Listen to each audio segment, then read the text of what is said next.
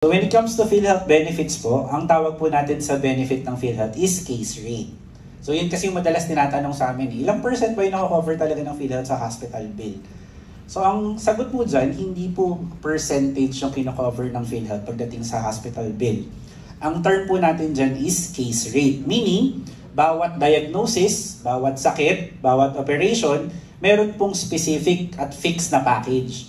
Kaya ang sagot po doon kung magkano ang cover ng PhilHealth, depende doon sa magiging sakit or dahilan ng hospitalization po natin. At ang bawat case rate po, meron siyang dalawang laman. Yung hospital bill coverage at professional fee coverage. So aside po sa hospital bill, kasama rin po sa ating mga benepisyo, yung deduction sa professional fee ng mga doctors. So magkasama po yan lagi sa binabayaran at nakukover ng PhilHealth. Kasama po palagi ang professional fee ng mga doctors. At last February 14 po, 2024, ang ating case rate po, na-applyan siya ng 30% increase.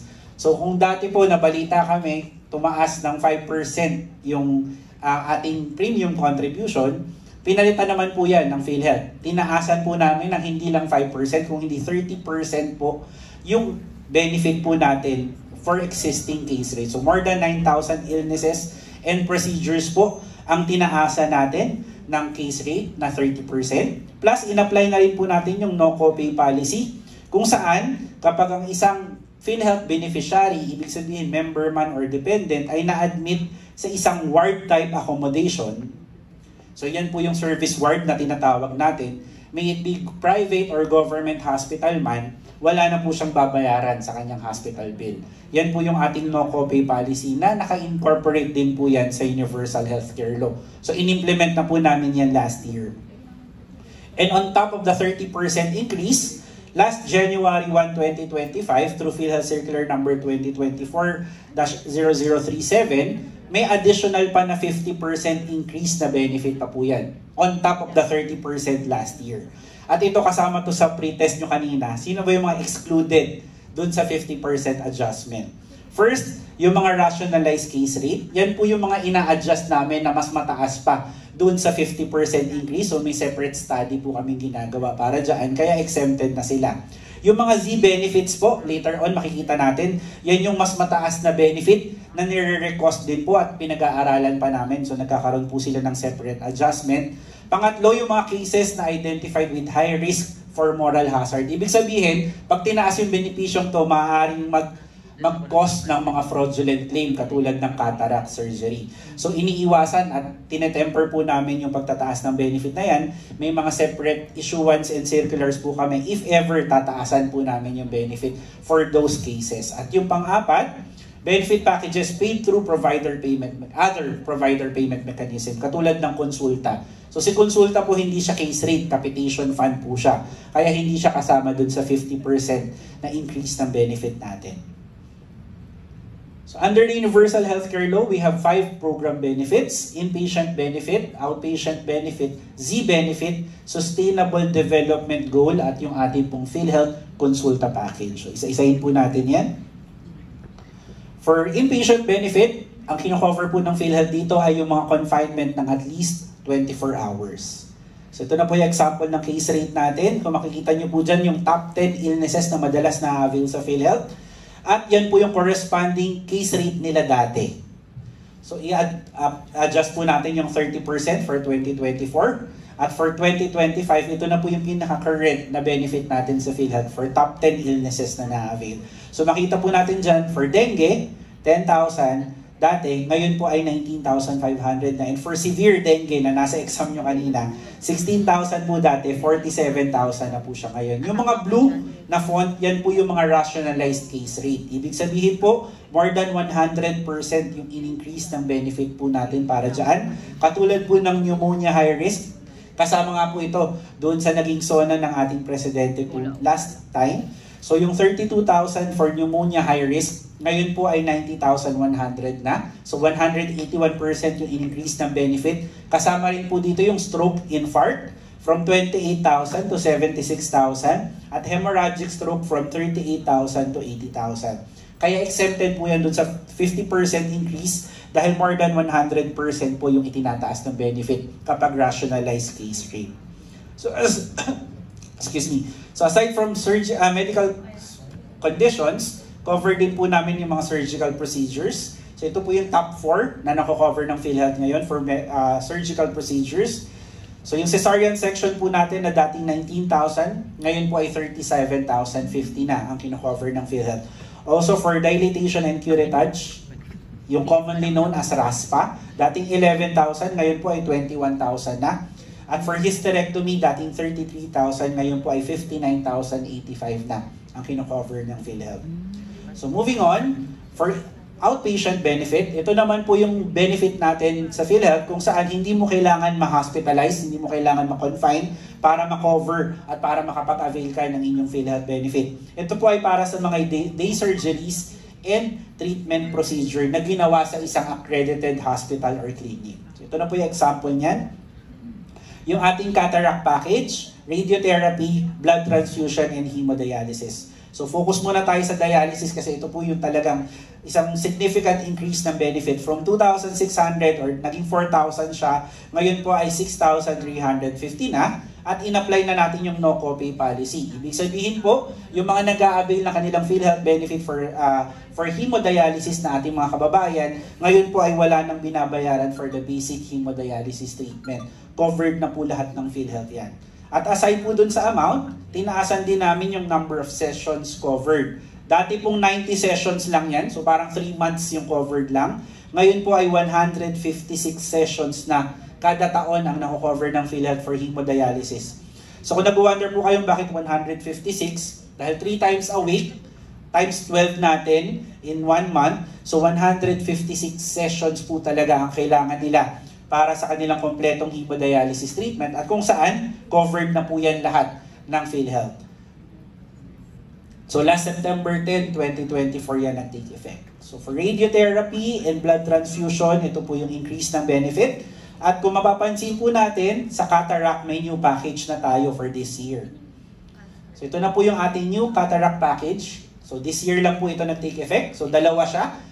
Adult cataract surgery at pediatric cataract surgery package. For adult cataract surgery package, yung dati pong 16,000 per eye, ngayon po ay from 20,200 up to 80,900 per eye po ang kaya nang i-cover ng PhilHealth.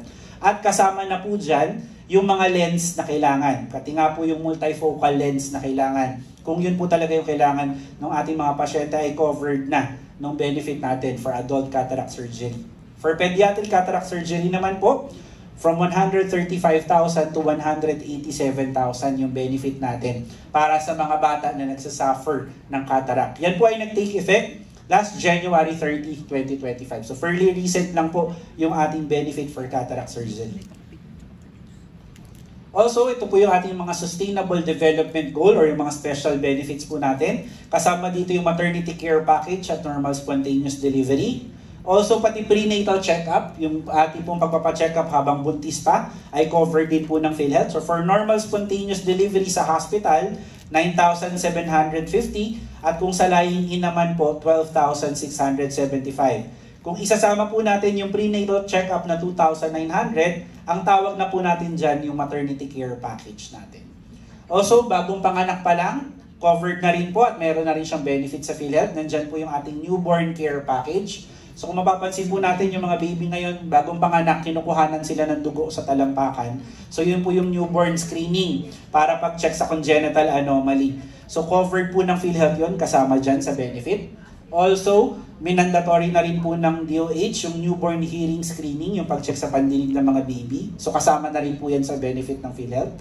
Plus yung essential newborn care package, yung BCG, Hepa B, at essential newborn care. Lahat po yan pasok niya sa ating newborn care package na nagkakahalaga po ng 5,750 Meron din po tayong 6 months treatment na covered for tuberculosis. Yan po yung 7,800.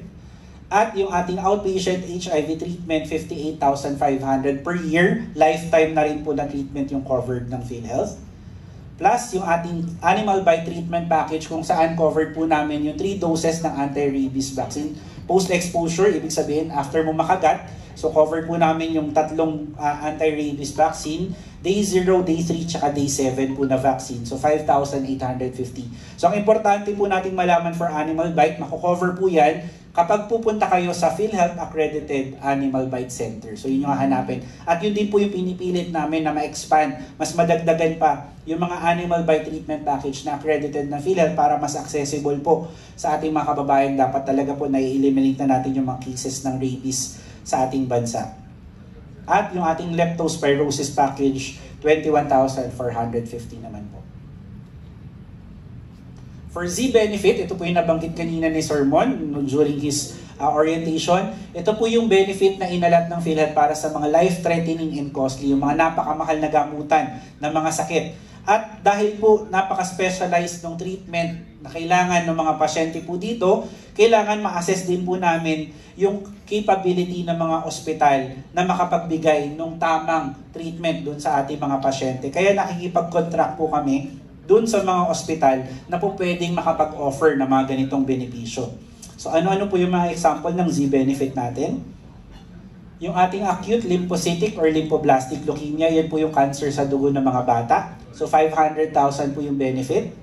Yung breast cancer po natin, isa sa significant increase ng benefit. From 100,000 po dati, starting March 30, 2024, maaari na pong umabot up to 1.4 million pesos yung benefit sa PhilHealth for the complete treatment ng breast cancer. At kung sa HMO na di-discriminate sila sa stage na pwedeng i-cover, sa PhilHealth po, hindi kami nagdi-discriminate ng stage ng cancer. From stage 0 to stage 4, po pwede pong pumasok at makapag-avail ng Z-Benefit for breast cancer.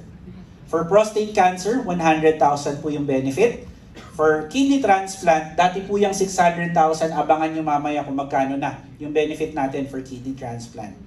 For bypass, dati pong 500,000, ngayon po ay maaari nang umabot up to 960,000 yung benefit. Plus, idadagdag pa natin dyan yung cardiac rehab, kaya more than 1 million po yung benefit na pwedeng makover para sa coronary artery bypass graft. Ito po yung open heart surgery kapag may baradong ugat sa puso. Para sa mga baby naman po na ipinapanganak na may butas sa puso, so yan po yung tetralogy of Fallot tsaka ventricular septal defect. So 614,000 po yung bagong benefit natin. Dating 320 at 250,000 po yung mga benefit na yan. For cervical cancer, 120 to 175,000 yung benefit. For peritoneal dialysis, 270,000 po yan dati. May bagong benefit na rin po tayo para dyan. So abangan po natin later. For colon cancer, 150 to 300,000. For rectal cancer, 150 to 320,000 naman po. At pati po yung mga kababayan po natin na kailangan ma-amputate yung limb at kailangan ng mga prosthesis, may benefit din po si PhilHealth para sa paglalagay ng prosthesis. From 15,000 or 30,000 po yung benefit para malagyan ng prosthesis yung ating mga kababayan na-amputate. At ito po yung ating, nabanggit din kanina ito ni Sir Mon, yung ating outpatient mental health package. So last 2023 pa po ito at patuloy po namin itong pinopromote kasi alam po natin yung pangangailangan ng ating mga kababayan sa mental health. So ito po yung ating benefit for outpatient mental health package. So covered po namin ang screening, assessment, 12 follow-up visits per year. So kada taon po pwedeng maximum ng 12 visits po sa isang health professional. Depende po sa mga health condition. At 25 medicine na in-identify po ng DOH under the MHMAP. For general mental health package po, 9,000 per person per year po ang covered po natin. At for specialty mental health package, 16,000 per person per year. At yung nakabanggit po kanina ni Sir Mon, may correction lang po tayo. Dalawa po yung accredited natin na facility for general mental health package. Yung isa po yung National Center for Mental Health. At yung pangalawa, yun po yung ating Quezon City Government Batasan Health Center. So meron po tayo accredited for Quezon City for general mental health package. Yun nga po, ang kailangan natin siguro mag-focus is yung specialty mental health package kung saan dito po sa NCR, isa pa lamang po yung accredited kung saan yun po yung National Center for Mental Health din. So doon po, kailangan yun yung assignment po namin sa PhilHealth na mas ma-expand, mas madagdagan pa yung mga facilities na po pwedeng makapag-offer ng ating mga outpatient mental health package. So ito po yung latest na mga benefits natin. Halos lahat po ito ay nag-take effect late last year at early this year.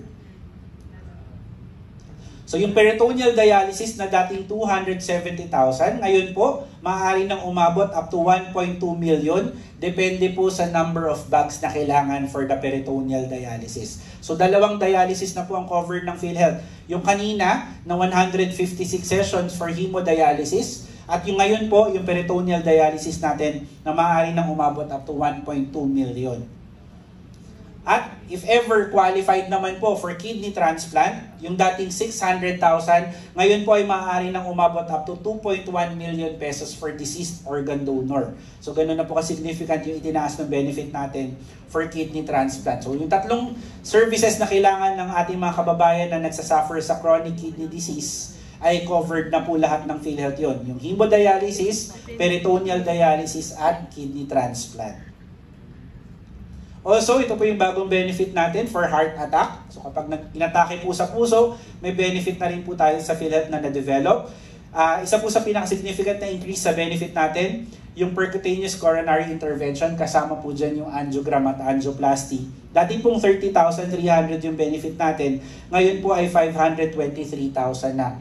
1,600% po yung itinaas ng benefit po natin para dyan.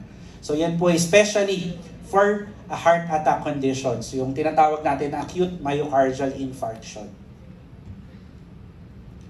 At may benefit din po tayo last August 2024, yung ating outpatient therapeutic care for severe acute malnutrition para po sa mga bata. So 7,500 up to 17,000 po yung benefit natin for severe acute malnutrition. Also, meron na rin pong preventive oral health service package. So yung pinag-usapan dati sa Kongreso na dapat ma-develop, na ilabas na po natin yan at nag-take effect po yan last December 28, 2024. Kasama to sa exam nyo kanina eh. Magkano ba yung covered for oral health package? 600 pesos per year po para sa oral prophylaxis at maximum ng 2 ngipin para sa paglalagay ng pasta. So maximum or up to 1,000 pesos po yung benefit natin for oral health service package. Ito po, related po ito sa konsulta benefit po natin. Kailangan po registered tayo sa konsulta dahil yung ating mga napiling konsulta provider, sila po ang magre-refer sa atin sa mga affiliated nilang mga dental clinics or doon mismo sa konsulta provider kung may dentista po na available sa kanila, doon po natin ma-avail yung ating oral health service benefit. Kasi kasama pa rin po ito sa primary care or preventive and promotive health services po natin. For pediatric optometric service, so ito po yung mga eyewear para sa mga bata, age 0 to 15 years old. So na yan po ay nag-take effect last January 18, 2025. So bagong benefit po yan, 2,500 pesos per year po ang benepisyo na po pwede maipagkaloob sa mga bata na nangangailangan ng eyewear. At yan, ating pong rehabilitation benefit. So kung kailangan po ng occupational therapy at physical therapy, ngayon po ay covered na rin po yan ng PhilHealth. So kasama na rin po yung mga assistive devices katulad ng crutches or saklay at pati wheelchair. So may benefit na rin po tayo dyan. Last February 14, 2025 po nag-take effect yung benefit po natin. At yung ating outpatient emergency care benefit. So ngayon po ang PhilHealth hindi na lang nagagamit for hospitalization. Kung may ER, kung madadala sa emergency room, at less than 24 hours po yung itinagal nila dun sa emergency room, since February 14, 2025, may benepisyo na rin po tayo. So up to 342 benefits po ang kasama dun sa ating outpatient emergency care benefit. Yun po yung mga rates natin para dun sa mga gamot at yung mga kailangan na procedure sa ER na gagawin para sa ating mga PhilHealth beneficiaries ay covered na. So yan po yung ating outpatient emergency care benefit or OECB na tinatawag.